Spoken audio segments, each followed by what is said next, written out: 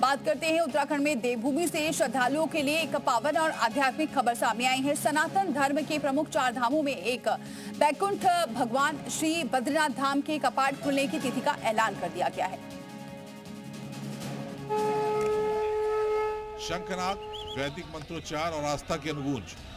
देवभूमि उत्तराखंड में एक बार फिर सनातन परंपरा के सबसे पावन अध्याय की शुरुआत होने जा रही है। भू बैकुंठ भगवान श्री बद्रीनाथ धाम के कपाट खुलने की तिथि तय हो चुकी है और इसके साथ ही 4 धाम यात्रा 2026 की आध्यात्मिक घड़ी अब नजदीक आ गई है। सनातन धर्म के प्रमुख 4 धामों में एक बद्रीनाथ धाम के कपाट इस साल 23 अप्रैल को सुबह 6:15 पर विधि विधान और वैदिक मंत्रोच्चार के साथ श्रद्धालुओं के लिए खोले जाएंगे। परंपरा के अनुसार बद्रीनाथ धाम के कपाट हर साल अक्षय तृतीया के पावन पर्व पर खुलते हैं और इसकी औपचारिक घोषणा वसंत पंचमी के दिन की जाती है। दादू घड़ा और भगवान बद्री विशाल के कपाटोद्घाटन का दिन तय हुआ है, तो उनकी कुंडली को देख करके जो दिन तय हुआ है वह है 23 अप्रैल 6:15 मेघ लग्न में भगवान बद्री विशाल के कपाट आम दर्शनार्थियों के लिए खोल दिए जाएंगे। साल 2025 में जहां बद्रीनाथ धाम के कपाट 4 मई को खुले थे, वही साल 2026 में श्रद्धालुओं को पहले ही दर्शन का सौभाग्य मिलेगा। बद्रीनाथ धाम में भगवान विष्णु की बद्री नारायण स्वरूप की पूजा होती है।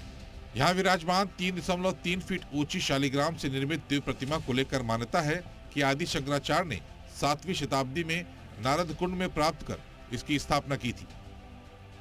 पौराणिक ग्रंथों के अनुसार भगवान बद्री नारायण की प्रतिमा भगवान विष्णु के 8वें स्वयं व्यक्त क्षेत्रों में से एक मानी जाती है।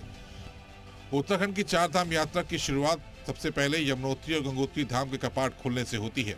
इसके बाद केदारनाथ धाम और अंत में बद्रीनाथ धाम के कपाट खोले जाते हैं। मुझे ये गर्व से कहना पड़ता है, मेरा ये सौभाग्य है कि मैं आपको आज इस साल के बद्रीनाथ के कपाट के खुलने के तारीख दे रहा हूँ। इस साल अप्रैल 23 तारीख 6:15 बजे प्रातः कपाट खुलेंगे और उसी महीने में 7 तारीख अप्रैल में हमारा गाड़ू तेल का कार्यक्रम होगा।